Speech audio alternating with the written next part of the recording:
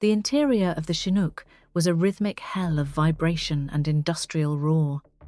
The twin rotors overhead thrashed the Afghan air into submission, sending a bone-deep shudder through the aluminum airframe that rattled Mina O'Connell's teeth in their sockets. It was a violent, mechanical symphony, the whine of the turbines, the metallic groaning of the cabin walls, and the heavy thrum of the wind whipping through the open gunner windows.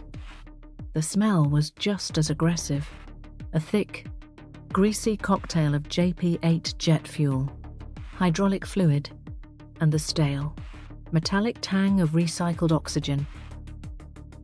Mina sat strapped into the jump seat, the nylon webbing of the harness biting into her shoulders as the helicopter banked hard over a jagged ridgeline. She kept her gaze fixed on the deck plates, watching the way a loose spent casing danced across the vibrating metal. The line between a healer and a killer was often just a matter of timing, a thought that hummed in the back of her mind, keeping pace with the engines. Here, in the belly of this beast, time was the only currency that mattered, and she was already calculating the cost of the next 60 minutes. Chief Rick Miller leaned forward, his face a mask of hard-edged pragmatism under the dim red tactical lights. He was shouting, his voice a gravelly bark that barely pierced the rotor wash. He was the quintessential safety Nazi, his eyes scanning the cabin for loose gear or frayed nerves with the intensity of a man who measured life in risk management percentages. Miller's briefing was a rapid-fire checklist of egress points and casualty collection protocols. He delivered every line with the clipped efficiency of someone who viewed Mina as a distinct liability. A civilian contract nurse dropped into the middle of a Tier 1 kinetic orbit. Mina watched his lips move, her mind automatically running a threat assessment on his body language. He wasn't a bully. He was just a professional who didn't like unknown variables, and she was the largest variable in the hold. To his left, Jenkins caught her eye and let out a short, mocking smirk. It was a silent challenge, a dismissal of her presence that Mina catalogued and filed away without a flicker of emotion. She didn't need their respect. She only needed their survival to stay within the margins of her own hidden mission. Her hands moved with a life of their own, drifting down to the heavy cordura fabric of her medical bag. It was muscle memory, a silent, internal audit of every instrument and bandage. She didn't need to look. She could feel the distinct shape of the tourniquets, the cold weight of the trauma shears, and the sterile packaging of the 14-gauge needles. Every item was a tool in a ledger she had been balancing for a decade. As the Chinook hit a pocket of turbulence, dropping 20 feet in a stomach-churning lurch, Mina felt the familiar, cold spike of adrenaline. Her left thumb drifted to the cheap brass ring on her right thumb. The tick. She began to spin it, the metal grating against her skin in a rhythmic, grounding friction. It was her mechanical anchor, the only thing keeping the switch from flipping too early. She traced the thin, pale scar along her right index finger, her trigger finger, and suppressed the ghost memory of the recoil that had put it there. To the men in the cabin, she was just a worried medic fidgeting with her jewelry. To the intelligence support activity, she was a ghost waiting for the haunting to begin. The world suddenly inverted. A white-hot flash ignited the darkness outside the windows, followed by a sound that wasn't a noise so much as a physical assault, the screeching, jagged howl of metal being torn asunder. An RPG had found its mark.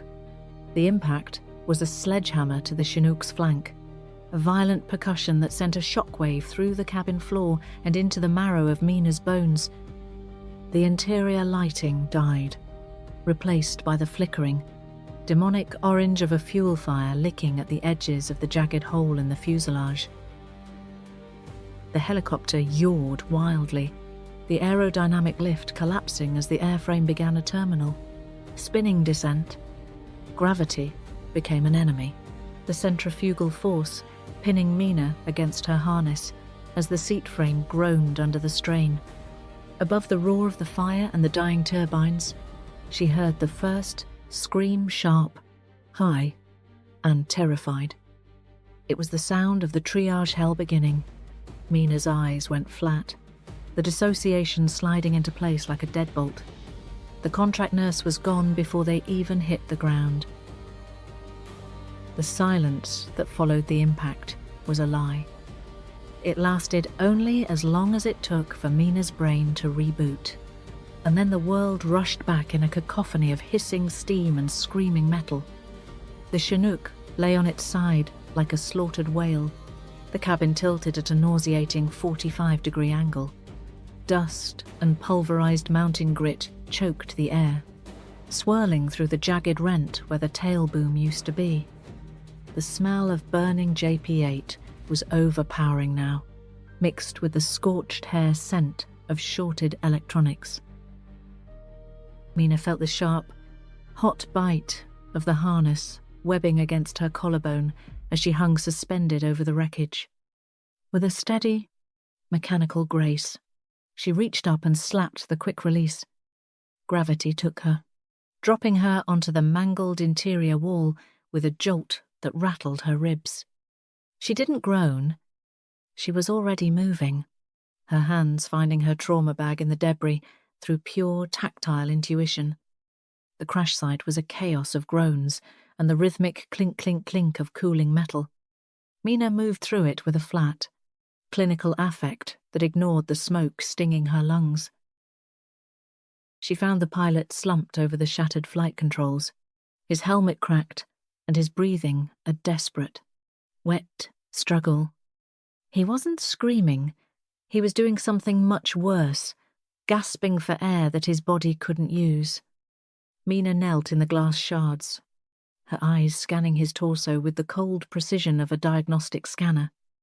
His neck veins were distended, bulging like blue ropes under the skin, and his trachea had shifted visibly to the left. The right side of his chest was unnaturally still, puffed out and resonant like an overinflated tire. Tension, pneumothorax. The diagnosis was instantaneous, a data point in a high-stakes calculation. Every laboured breath was pumping air into his pleural space, crushing his heart and his remaining lung. Chief Miller crawled toward them through the haze, his face bloodied and his eyes wide with the raw, jagged panic of a leader losing his grip on the situation. He looked at the pilot, then at Mina, his lips parting to bark a question. Mina didn't have time to answer. She was already ripping the sterile seal off a 14-gauge needle. The needle was a 4-inch spike of stainless steel, glinting dully in the orange firelight. She used her left hand to find the second intercostal space, her fingers diving between the pilot's ribs with practiced, anatomical certainty. She didn't hesitate. She drove the needle home, piercing the skin and the muscle in one smooth, violent motion. She felt the distinct, rubbery resistance of the parietal pleura, and then hiss. The sound of escaping air was sharp and immediate, a visceral, mechanical release. A spray of black, deoxygenated blood misted the front of her uniform, bubbling out under the sheer force of the trapped air. Mina watched the pilot's chest visibly deflate, the jagged rhythm of his breathing suddenly smoothing out as the pressure on his heart began to lift. Miller froze, his hand still reaching for his sidearm, his entire body arrested by the sheer, cold competence of the act. He had seen medics work before, but this was different. There was no frantic energy, no hesitation, just the mechanical execution of a Tier 1 asset.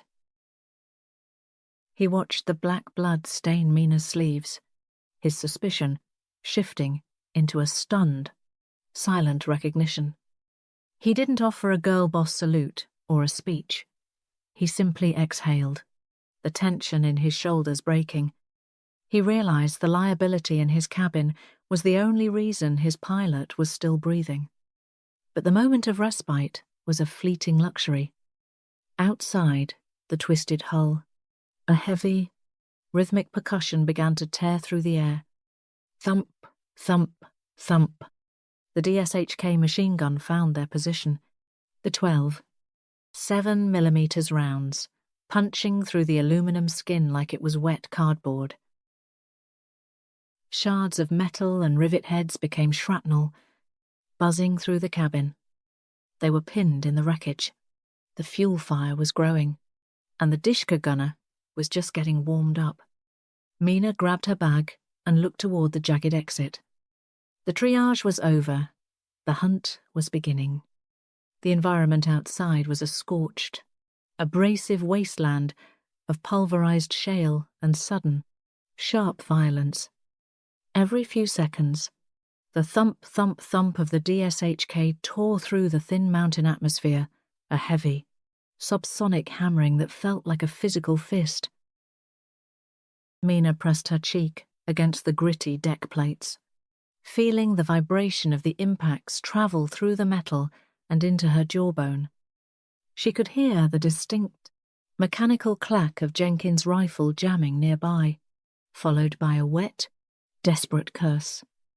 Chief Miller was shouting, his voice a ragged, desperate sound against the hammered rhythm of the heavy gun. He was pinned behind a section of the landing gear, his HK 416 spitting short, futile bursts, crack thump toward a ridgeline miles away in the shimmering heat distortion. Mina watched him through the haze, her mind running a cold, clinical analysis of his every movement. She noted the white-knuckle grip and the micro-tremors in his shoulders, telltale signs of a leader being systematically disassembled by physics. Jenkins was down, clutching a shoulder shredded by shrapnel, his face turning the translucent grey of shock, hypovolemic onset. The team was paralyzed, their reality shrinking to the few inches of mangled steel between them and a 12. 7mm lobotomy. Mina spun her ring, the tick, and the contract nurse collapsed internally. The Wraith took the controls with a terrifying, silent clarity. She didn't ask for permission. She pulled out the Mk-12 SPR, her fingers finding the suppressed DMR with practiced familiarity. She crawled toward a jagged opening, the rifle's weight becoming a solid extension of her skeletal structure. She checked the windage, a light. Erratic crosswind, moving left to right at 4 knots, and reached for the turret. Click, click, click. The sound was crisp, mechanical, a precise counting of the distance and the det. She began the box breathing. 4, 4, 4, 4, forcing her heart rate down into the basement where the ghosts lived. She waited for the perfect gap between the gunner's pulse and her own, the suppressed barrel steady as a surgeon's blade, and then she squeezed the trigger. Pff, click. The recoil was a sharp, suppressed pulse against her shoulder. On the ridgeline, the DSHK suddenly cut out, the heavy hammering replaced by a deafening, unnatural vacuum of sound. The gunner didn't just stop. He vanished, deleted from the tactical board. Miller froze, his rifle half raised, his head turning toward the wreckage.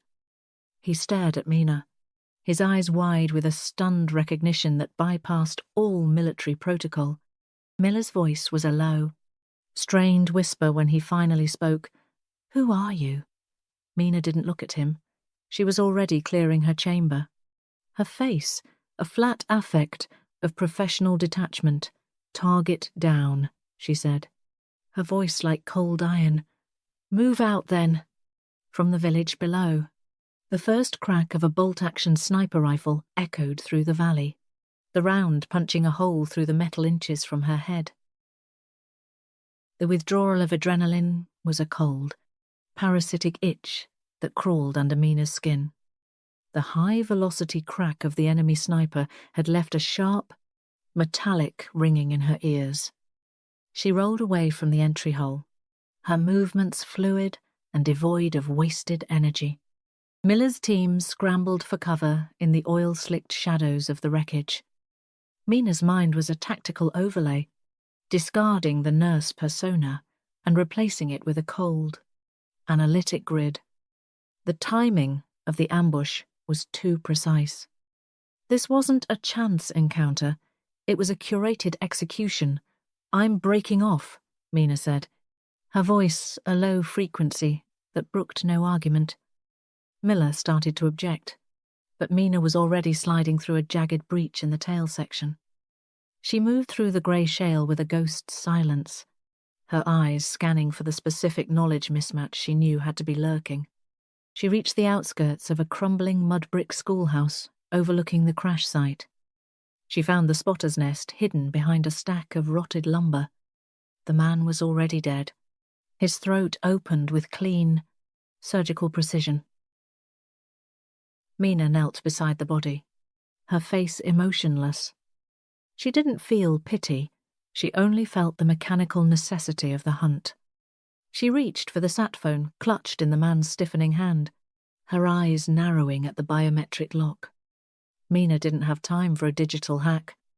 She grabbed the dead man's right thumb and snapped it back until the bone gave way with a sharp, dry crackle. She pressed the dead, cold thumb against the sensor. The light flickered from red to green with a mocking, administrative chime. The screen resolved into a single, encrypted message thread. The sender's call sign was a ghost from her own past, Oracle. The message was 5 words long, a clinical death warrant. Assets burned. Clean up. The internal rot was no longer a suspicion, it was a documented fact. Oracle, her former handler, was orchestrating the severance with the cold indifference of a man pruning a hedge. The team wasn't being saved. They were being scrubbed. Mina felt her ring, the tick, and spun it until the metal bit into her skin. She reached into her trauma bag and pulled out a block of C4 mini-sabotage charge, her fingers moving with the precise grace of a master clockmaker. She didn't accuse Miller. She didn't reveal the leak to the men still bleeding in the wreckage. Not yet. She placed the charge against the radio tower's main junction box. She set the timer, the red LED blinking like a steady digital heartbeat. As she slid back into the darkness, the schoolhouse exploded in a muffled roar. The tower collapsed in a shower of sparks, signaling the start of her private war. Mina moved back toward the team, with the shadows silence. She stopped 10 yards short of the LZ Alpha perimeter, her body going perfectly still. Miller stepped up beside her, his face a contorted mask of tactical frustration. He reached for her shoulder, his mouth opening to reassert a hierarchy that had burned up with the helicopter. Mina simply held up the ruggedized sat phone. "Don't take another step." Miller. "LZ Alpha is a kill box." Miller froze, his eyes narrowing into slits. Who the hell is Oracle? And why should I listen to a contract nurse? Mina finally looked at him. Her eyes were flat and clinical. Master Sergeant Rick Miller. Service number 5, 82990412. You're worried about your daughter's GI bill. If you walk into that LZ, she'll be collecting a death benefit instead. I'm not asking you to trust me. I'm telling you the math doesn't add up. The silence that followed was a total authority reversal. A heavy weight pressed the air out of Miller's lungs as he stared at the service number on the screen. He didn't shout. He simply stood there. His worldview realigned around the unfakeable proof in her hand. Mina didn't wait for his acknowledgement. Commands were no longer requests. They were clinical necessities for survival. We're going under. The Karez system starts 200 meters east. Move. She took point. She led them away from the exposed plateau toward a low, inconspicuous mound of earth hidden in the brush. They reached the entrance, a narrow, jagged vertical shaft that breathed a cold, damp draught from the guts of the mountain.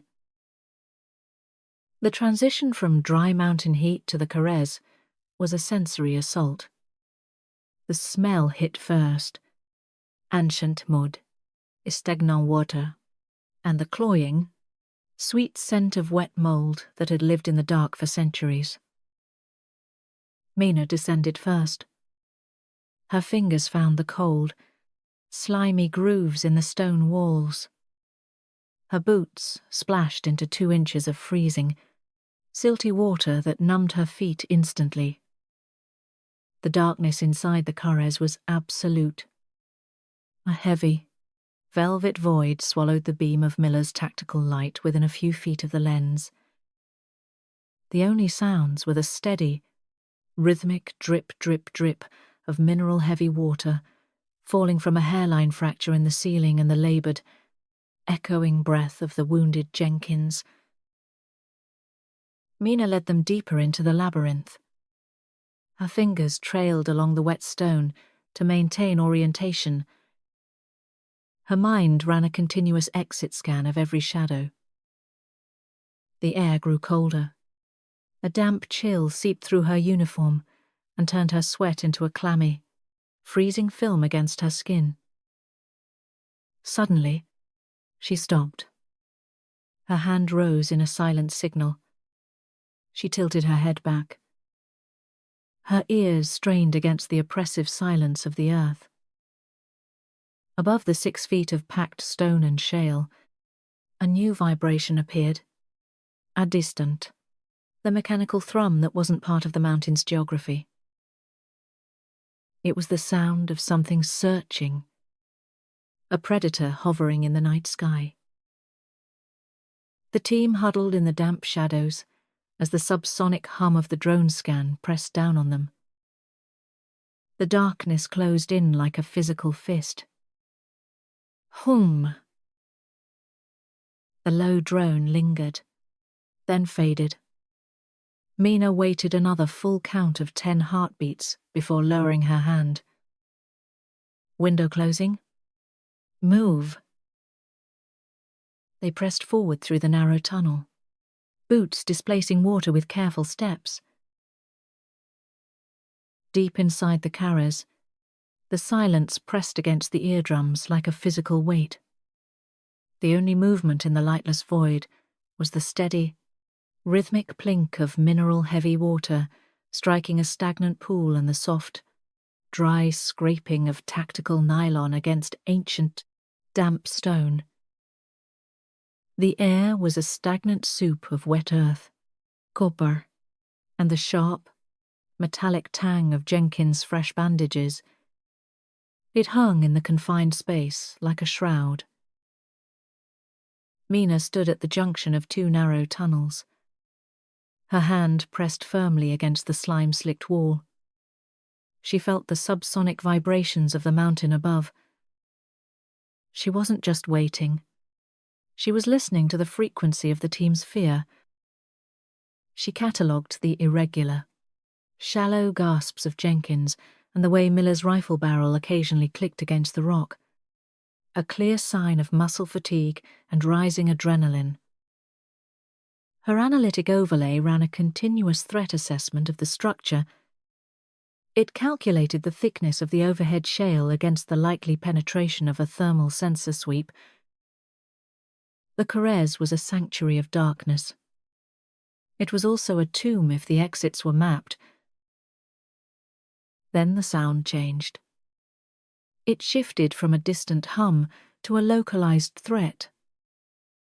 A low, persistent hum began to vibrate through the earth.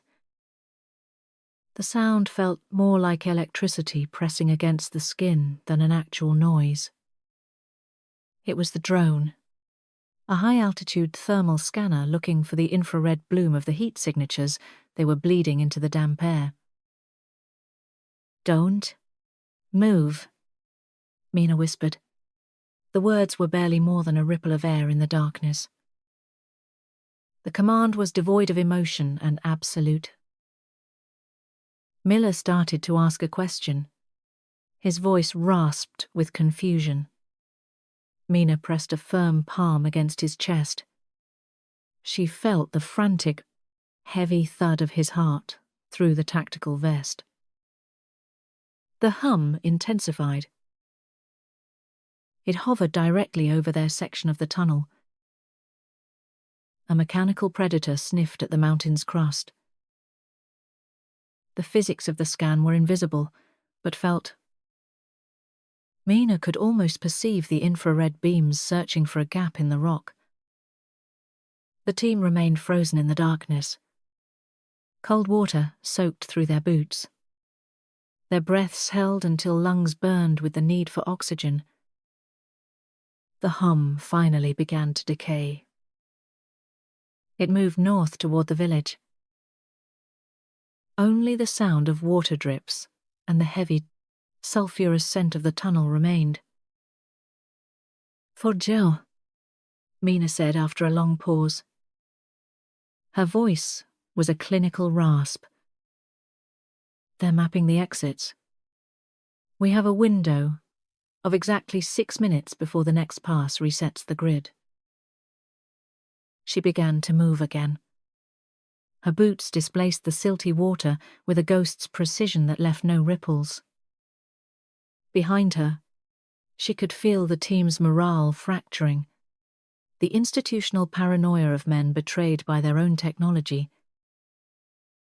She tracked Miller's body language through the gloom. He was slumped slightly, his movements less certain. His authority had been fully yielded to the contract nurse, who knew his service number and his secrets. He was no longer a chief. He was a survivor, following a ghost through the bowels of a mountain. The tunnel began to incline sharply upward. The air grew sharper. It tasted of dry, night-blooming jasmine of the valley floor mixed with surface dust. The moisture on the walls gave way to dry, crumbling dirt. The absolute darkness resolved into the faintest purple-grey smudge of moonlight at the tunnel's mouth. Mina slowed her pace to a crawl. Her Mk-12 SPR rose to her shoulder in a single, fluid, silent motion. She was no longer looking for insurgents or local militia. She was looking for the professional. The dark mirror she knew waited in the shadows of the exit. Griffin wouldn't be at the LZ. He'd be at the one exit he'd mapped hours ago as a contingency. She could feel the pressure of the impending duel, a cold, familiar weight in her chest that felt like home. She turned to Miller. Her eyes caught a stray glint of moonlight that made her look like a predator. "Leave Jenkins here. If I don't signal in 3 minutes, find another way out." She didn't wait for his protest. She stepped out of the Karez and into the freezing Afghan night. The silence of the valley floor was a trap finally ready to spring shut. The silence of the Afghan night was a clinical deception, a pressurized vacuum of sound pressed against Mina O'Connell's eardrums with heavy, unnatural weight. Stepping out of the Karez was like emerging into an entirely different dimension. The air was freezing and scrubbed clean of the tunnel's sulphurous rot. It was replaced by the dry, scentless chill of high-altitude shale. The valley floor bathed in sickly, monochromatic purple-grey moonlight. It flattened the rugged landscape. Every boulder became a potential threat. Every shadow turned into an impenetrable abyss. Mina didn't simply breathe. She filtered the freezing air through her teeth in shallow, controlled cycles. Her Mk-12 SPR held in a low-ready position. It felt like an integral extension of her own skeletal frame. Her body was a catalogue of mounting visceral costs. The sharp, stabbing protest of a broken rib with every cautious inhalation and the hot, sticky dampness of blood soaking through her cargo pants from a fresh shrapnel graze on her thigh. She moved with the grey man invisibility that was her hallmark. Her gaze swept the horizon not for local insurgents, but for the specific, unnatural glint of high-end optics. She knew he was there. The professional didn't hide in the dark. He owned it as a tactical asset. Smile for the payload. Love. The voice was a low, sandpaper rasp. It seemed to materialize from the very molecules of the air, 10 feet to her left. It was Griffin. The mercenary stood in the deep shadow of a jagged limestone outcropping. The green glow of his GPNVG-18 quad tubes made him look like a four-eyed insect from a digital fever dream. He wasn't holding a rifle in that moment. He held a ruggedized digital camera. The heavy lens pointed directly at her face. Mina's analytic overlay processed the threat in a millisecond. He wasn't here to fight a traditional war. He was here to collect a proof of kill. A bureaucratic necessity for his payout. The love was a British mercenary tick. A verbal mask that hid a soul as cold as the shale beneath their boots. He needed a high-resolution photo of Wraith's corpse to trigger the massive severance payout from Oracle. Mina's left thumb sought the brass ring on her right hand. The tick. She spun it with violent, grounding friction. She could see the micro-adjustments in his posture. The way he shifted his weight to his back leg. A man already prepared for a quick, efficient exit once the shutter snapped. He was arrogant, anchored by the technical superiority of his night vision. He assumed she was effectively blind in the void. Mina didn't reach for her trigger. The muzzle flash would be a beacon for other spotters still in play. Instead, her hand drifted to the ruggedized sat phone she'd taken from the mole. Her fingers found the high-intensity flashlight function by pure muscle memory. She threw it with mechanical precision of a pitcher, not at Griffin, but into the grit halfway between them. The beam set to a high-frequency strobe that shattered the darkness. The effect was instantaneous and physically violent. Griffin's NVGs flared into a blinding, white-out wash as the sensors overloaded from the sudden surge of lumens. He let out a choked, guttural curse. His hands flew to his face to rip the useless goggles away. His retinas scorched by the artificial lightning. In that split second of sensory total loss, Mina was on him before the first strobe ended. She didn't use her rifle.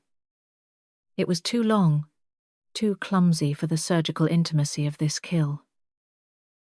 She drew her trauma shears, the heavy, serrated blades glinting in the strobe light like a predator's teeth. Griffin tried to swing the camera like a club, his movements desperate and uncoordinated. Mina moved inside his reach with a dancer's economy of motion.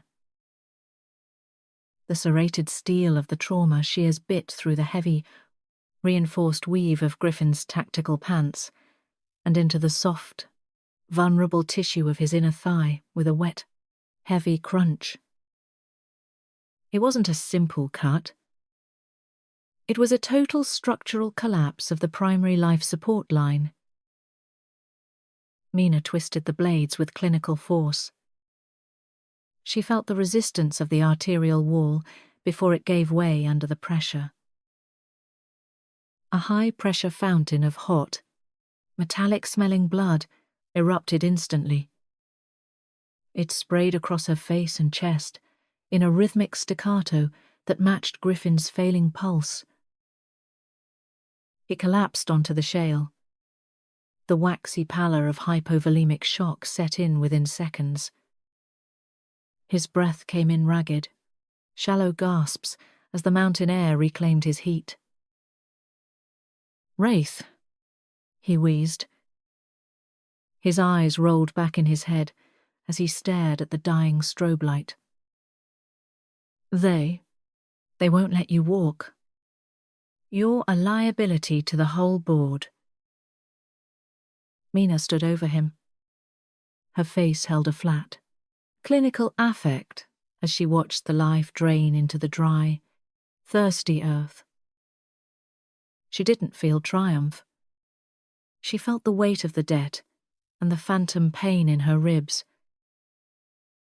Behind her, the crunch of boots on gravel signalled Miller's arrival.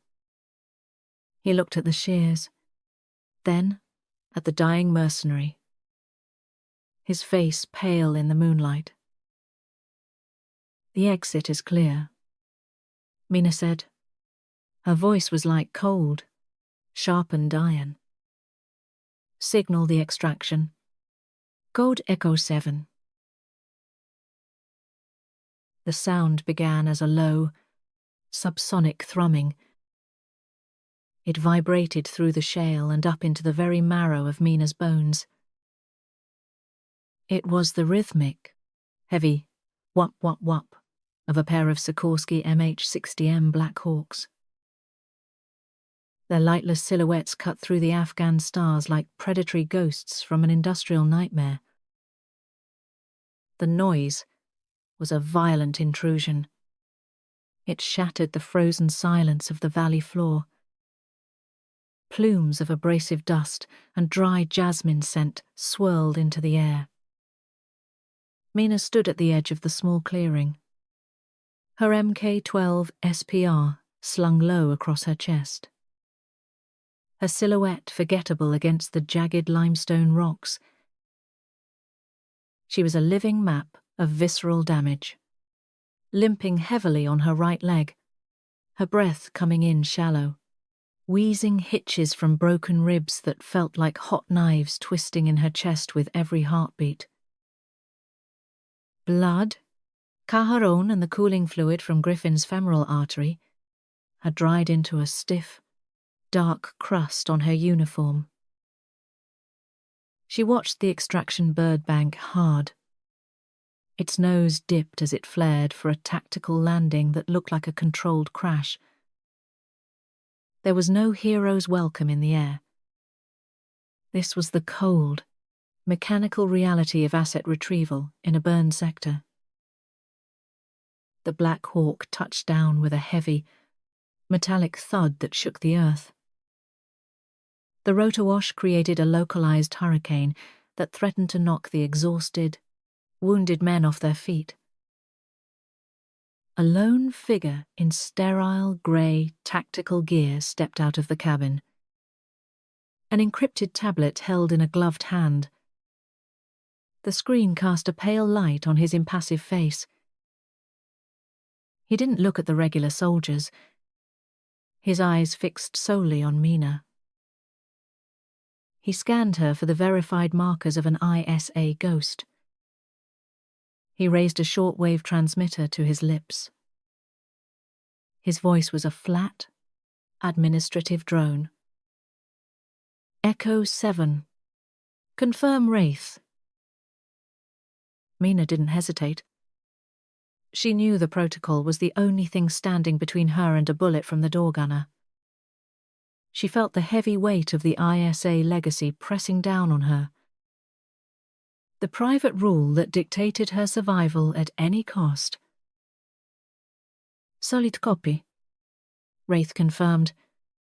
She replied, her voice steady, despite the rattling wheeze in her chest. The operative nodded once. A clinical acknowledgement of her status as government property. He stepped aside. He cleared the path to the dark, red-lit interior of the bird, where the hum of high-end comms suites replaced the sound of the wind. Chief Miller stepped forward before she could board. He ignored the dust and the roaring turbines that made talk nearly impossible.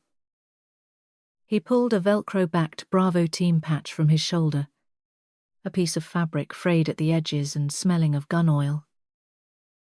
He pressed it into Mina's blood-stained palm. His voice was a rasp, barely audible over the howl of the rotors. The intensity in his eyes was unmistakable. This report is going to kill my daughter's GI Bill. I'll have to tell them the truth about what happened out here to justify the losses." He paused. His gaze dropped to the trauma shears still tucked into her belt. The serrated edges dark, with the mercenary's lifeblood. "But you deserve the credit. You're the only reason any of us are getting on that bird alive. You saved my men." He looked at her. He searched for the nurse he'd met on the Chinook. He found only the Wraith, a woman who had crossed a line he barely understood. "Who are you, really? Mina? What kind of nurse carries that kind of shadow?" She didn't answer with a name or a rank. She simply closed her fingers over the patch. The hook-and-loop texture scratched her palm like a reminder of a life she could no longer lead. "I'm the one who balances the ledger," she said. Mina turned and boarded the Black Hawk. The interior was a cramped, red-lit womb of electronic hums and recycled oxygen. She sat in the jump seat. The nylon webbing bit into her bruised shoulders as the helicopter lurched skyward. It banked hard toward the northern border. She didn't look back at the valley or the burning wreckage of the Chinook that had been her temporary prison. Instead, she reached into her trauma bag and pulled out the ruggedized sat phone. The encrypted message from Oracle still glowed on the screen like a digital curse. "Assets burned. Clean up." The conspiracy wasn't over. The burn notice was still active. "Herr Handlers Vergier, Herr Hunters." She felt her thumb drift to the brass ring. The tick. But she stopped the movement halfway. She didn't need the mechanical anchor anymore. The trauma was no longer a weight. It was fuel. She had a target. The debt of blood was never fully paid. Oracle was the next line in the ledger that needed to be struck out. As the helicopter vanished into the mountain mists, the operative in the front turned back. His face was a mask of cold professionalism. "Wraith is back on the board," he whispered into his comms. "Nurse Mina is dead. Wraith has returned to the board." The interior of the MH-60M Black Hawk was a pressurized, red-lit sanctuary of humming electronics and the sterile, recycled scent of filtered oxygen. Gone was the abrasive grit of the Afghan valley and the cloying, sulphurous humidity of the Karez. In its place was the steady, subsonic vibration of high-performance turbines and the rhythmic, low-frequency thrum of the rotors cutting through the thin mountain air with violent, Industrial grace. Mina sat strapped into the nylon webbing of a side-facing jump seat. Her body finally acknowledged the brutal physical tax of the last 12 hours. Every breath was a clinical exercise in pain management. The broken ribs on her right side ground, together with dry, jagged friction. White-hot spikes of agony shot through her chest with every involuntary expansion of her lungs. Her right thigh, where the DSHK shrapnel had grazed the muscle, throbbed with heavy, rhythmic heat. It seeped through the dried, stiff crust of blood on her trousers. She kept her head back against the cold aluminum bulkhead. Her eyes half closed as she tracked the subtle shift in the aircraft's pitch. The environment was cold, mechanical, and entirely devoid of the frantic desperation that had defined the crash site. Here, in the belly of the ISA retrieval bird, the chaos of survival was replaced by the cold, unforgiving geometry of the mission. She looked down at her left palm. The Velcro-backed Bravo team patch Miller had given her lay like a discarded relic from a world she no longer inhabited. The hook-and-loop fabric was stained with a complex mixture of hydraulic fluid, mountain dust, and the dark, arterial spray from Griffin's femoral artery. Mina ran the pad of her thumb across the rough embroidery. Her analytic overlay ran a cold cost-benefit scan of the gift, and the man who gave it. Tomila. This was a sacred symbol of shared blood and professional respect. A bridge between the world of the safety Nazi and the ghost who had saved his team. To Mina, it was a heavy, inconvenient anchor to a persona that had been compromised beyond repair. She replayed Miller's final question. "Who are you, really?" "Mina," and found only a static void where a civilian answer should have been. She had saved 4 lives and ended 3. She preserved Miller's daughter's GI Bill at the absolute cost of her own Greyman mask.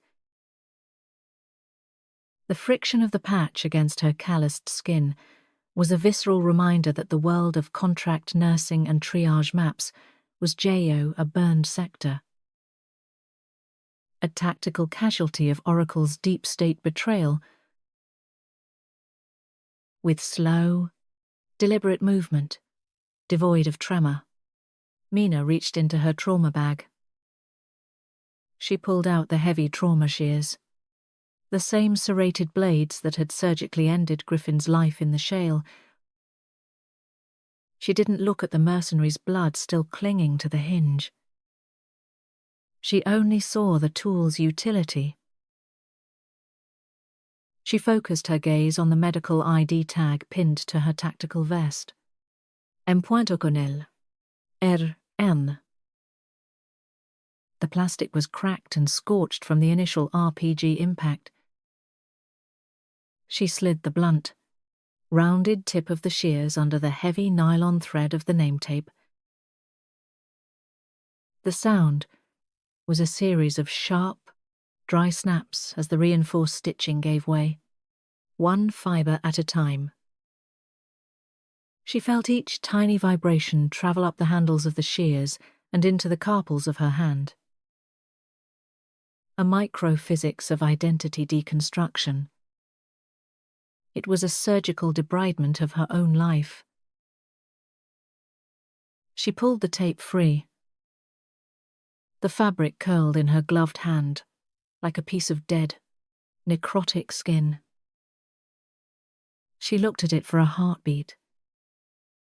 Then she let it drop to the vibrating floor plates.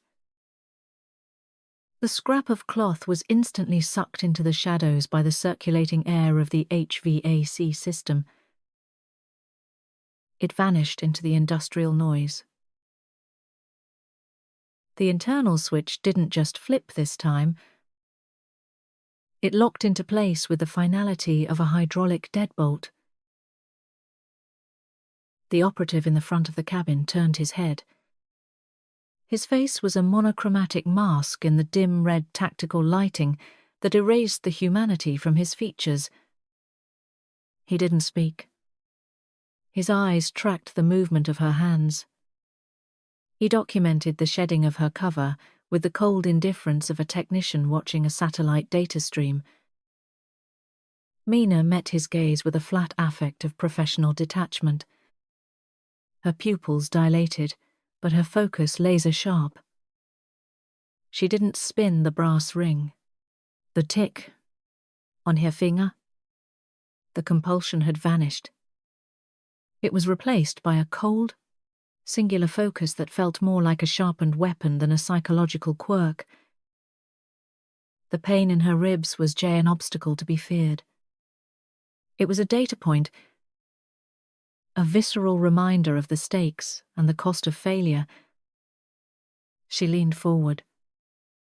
The nylon harness bit into her bruised shoulders as the helicopter banked hard over a jagged northern ridgeline. It headed toward a destination that didn't exist on any civilian map.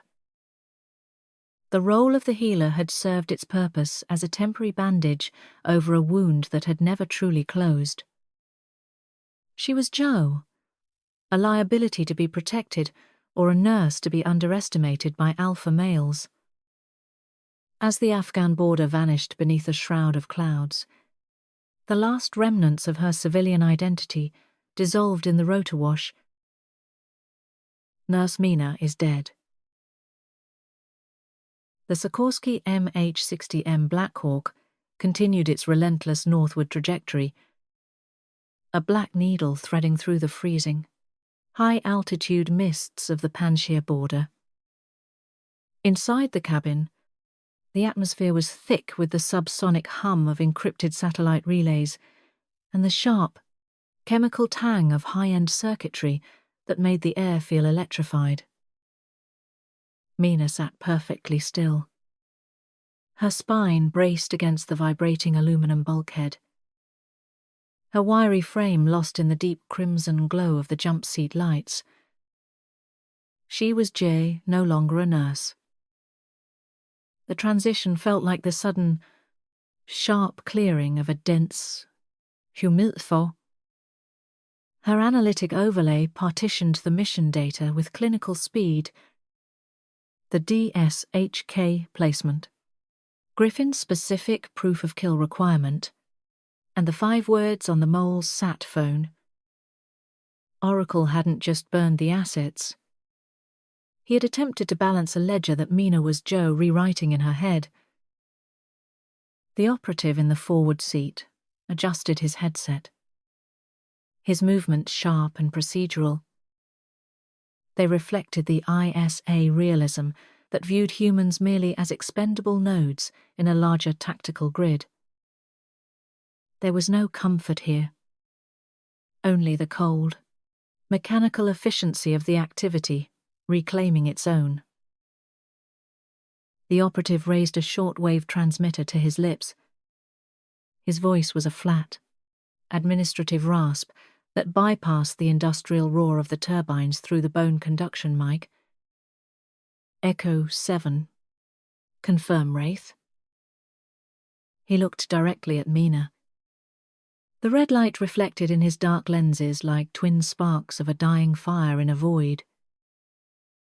Mina didn't blink. Her gaze remained as steady as a sniper's reticle. She felt the heavy weight of the code phrase, not as a secret to be kept, but as a formal confirmation of her re-entry into the predatory world she had unsuccessfully tried to leave behind. She waited for the precise, rhythmic beat of the rotor's thrum before answering. Her voice was a clinical frequency stripped of the weariness that should have accompanied her physical trauma. Solid copy. Wraith is active. The operative nodded once. A gesture that was less a greeting and more a handshake between high ghosts. He tapped a final command into his encrypted tablet. The screen flashed a rapid series of 256-bit decryption keys before resolving into a high-resolution satellite map of a safe house. The lobe was no longer open. It was a target acquisition. The retrieval was complete. The asset was once Joe in the system's cold, iron embrace. Mina reached into the side pocket of her trauma bag. She pulled out the ruggedized sat phone she'd stripped from the schoolhouse mole. She ignored the dried, waxy smudge of the spotter's thumbprint still visible on the glass. She focused instead on the encrypted message thread from Oracle. Her mind ran a high-speed threat assessment on her former handler. She calculated his likely location and the probable next move in his cleanup operation. Oracle would expect her to disappear, to use the crash as a way to slip into the grey zones of the civilian world and hide among the screaming wounded. He didn't understand that the switch was a permanent state, Jay. A total dissociation from the mercy she once practiced. She looked at the Bravo team patch in her palm. Its Velcro hooks caught on her skin with a dry, scratching sound. It was a debt of blood Miller had tried to pay in his own way. But Mina knew the ledger didn't work on sentiment. The cost of the mission was etched into her fractured ribs and the stiff, metallic smell of the cabin air. Every micro-vibration of the helicopter was a ticking clock. It counted swung to the moment she would find the man who had ordered her death. The Black Hawk lurched violently as it hit a pocket of mountain turbulence. Its nose dipped as it entered a steep, tactical descent toward a hidden landing zone carved into the rock. Mina braced herself. The nylon webbing of the harness dug into her collarbone with familiar, anchoring pressure. But her eyes never left the sat phone's glowing screen. She closed her fingers over the Bravo team patch. The hook and loop texture was a tactile anchor in the encroaching darkness of the cabin. The tick was dead. The spinning of the ring had been a mask for a PTSD Joe no longer needed to hide. A nervous habit for a person who Jay no longer existed. She reached for the MK-12 SPR, leaning against the seat beside her. Her fingers found the cold, serrated grip with a profound sense of homecoming that no hospital could ever provide. She wasn't a hero. She was a Tier 1 asset with a grudge and a clinical, surgical understanding of human anatomy. The debt of blood was never fully paid. Oracle was simply the next line that needed to be struck from the record. As the helicopter's landing gear flared for touchdown, the operative gave a final, silent signal to the shadows waiting below. Wraith has returned to the board.